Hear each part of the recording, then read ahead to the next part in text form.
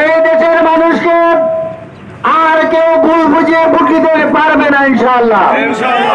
এই দেশের মানুষ জাগ্রত হয়েছে, এই দেশের মানুষ সচেতন হয়েছে, এই দেশের মানুষ পিয়ার নির্বাচনে ভোট চায়। পিয়ার পদ্ধতি ছাড়া এই দেশের জনগণ আর ভোট দিতে চায় না।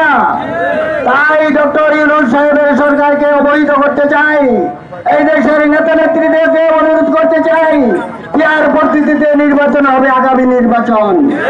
যদি সত্য সঠিক নির্বাচন দেওয়া হয়, পিয়ার নির্বাচন হয়, আমি বালুকার মাঝে দাঁড়িয়ে বলতে পারি বাংলাদেশের জামাত ইসলামী জয়ী হবে ইনশাআল্লাহ।